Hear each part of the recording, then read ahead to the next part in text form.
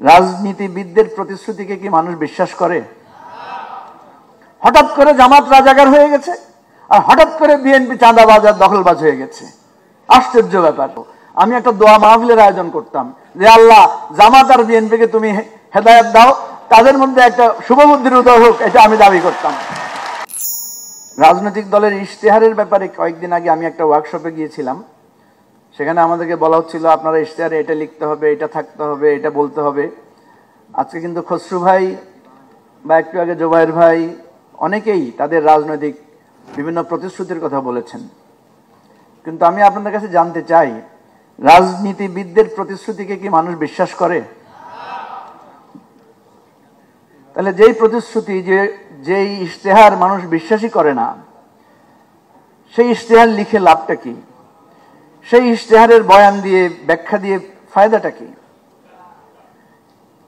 সুতরাং আমাদের এই যে বারবার বলা হচ্ছে একটা গণ অভ্যুত্থান হয়েছে, রাষ্ট্রটাকে বদলাবে না আমরা আবার আগের রাষ্ট্রে ফিরে যাব? আমাদের রাজনৈতিক দল, আমাদের চরিত্র, আমাদের অবস্থান বদলাচ্ছে না। আমি খুব স্পষ্ট করে বলতে চাই, এখানে বেশিরভাগই বোঝা যাচ্ছে হাতের তালি দেখে যে আপনারা এক অংশ বিএনপিকে বেশি সাপোর্ট করেন, আর এক অংশ জামাতকে বেশি সাপোর্ট করেন। কিন্তু আপনারা কি আপনাদের দলকে জিজ্ঞেস করছেন যে এই যে আপনারা সম্মিলিতভাবে এখান থেকে ফ্যাসিস্টদেরকে উৎখাত করার পরে আপনারা এটার আমানতদারিতা রক্ষা করেছেন, এই রাষ্ট্রটার আমানতদারিতার দায়িত্ব প্রধানত আপনাদের এই দুই দলের উপরই বেশি। 15 বছর ধরে ঐক্যবদ্ধভাবে আপনারা নির্যাতিত হয়েছেন, নিপীড়িত হয়েছেন, জেলে গিয়েছেন। আমরা আপনাদের সাথে অল্প বিস্তর ছিলাম সাইজ অনুসারে, অনুপাত অনুসারে। কিন্তু এই ফ্যাসিস্টের বিদায়ের পরে কোন জিনিস আপনাদেরকে এইভাবে বিভেদে লিপ্ত করলো? কোন জিনিস আপনাদেরকে ভাইয়ে ভাইয়ের জায়গা থেকে কিছুটা প্রতিদ্বন্দ্বী এবং তারপর শত্রুতায় দিকে পরিগণিত করলো? কোন জিনিস? শুধুমাত্র ক্ষমতা। সত্য কথা বলেছেন, শুধুমাত্র ক্ষমতা। এখানে যত সংস্কারের কথা, এগুলোর ম্যাক্সিমাম আমরা দেখেছি। বাইরে এসে যে বক্তব্য দেওয়া হয়, ম্যাক্সিমাম বক্তব্য হচ্ছে আপনার শুধুমাত্র একে অপরকে ঘায়েল করার জন্য, একে অপরকে যুক্তি দিয়ে পরাস্ত করার জন্য। সেই জন্য আমি প্রস্তাব দিয়েছিলাম আগামী 5টা বছর বিএনপি জামাতকে ঐক্যবদ্ধভাবে একটা পার্লামেন্ট এবং সরকারে থাকার জন্য।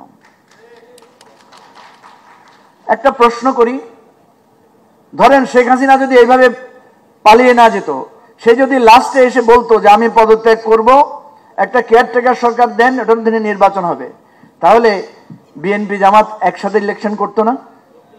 শেখ হাসিনার বিরুদ্ধে একসাথে ইলেকশনে দাঁড়াতো না? হয়তো একই মার্কায় দাঁড়াইতো। আজকে শেখ হাসিনার পতনের পর আপনাদের ইতিহাস, ত্যাগ, আপনাদের একে অপরের প্রতি সবকিছু হয়ে গেছে। হঠাৎ করে জামাত রাজাকার হয়ে গেছে, আর হঠাৎ করে বিএনপি চাঁদাবাজ আর দখলবাজ হয়ে গেছে। আশ্চর্য ব্যাপার। বিএনপির এত বছর খেয়াল ছিল না, তারা যাদের সাথে 15 বছর মানে সন্ধি করেছে, বন্ধুত্ব করেছে, একসাথে আন্দোলন করেছে, সংগ্রাম করেছে, হঠাৎ একদিন হঠাৎ মনে হলো আরে এরা তো সব রাজাকার আলবদ। আর জামাতের হঠাৎ করে মনে হলো হায় রে এরা তো সব চাঁদাবাজ আর দখলবাজ। একসাথেই তো আপনারা সংসদে ছিলেন, জেলখানায়ও ছিলেন। সুতরাং আমি অনুরোধ করব, অনেক ঝগড়া, অনেক বিভক্তি হয়েছে। আমার যদি ক্ষমতা থাকতো আমি একটা দোয়া মাহফিলের আয়োজন করতাম যে আল্লাহ জামাত আর বিএনপিকে তুমি হেদায়েত দাও, তাদের মধ্যে একটা শুভবুদ্ধির উদয় হোক, এটা আমি দাবি করতাম। আপনারা যদি উদ্যোগ নেন, আমি ইনশাল্লাহ থাকবো সে দোয়া মাহফিলে। আমাদের দেশটা বিভেদ নয়, ভালোবাসায় পূর্ণ হয়ে ঘুরে উঠুক।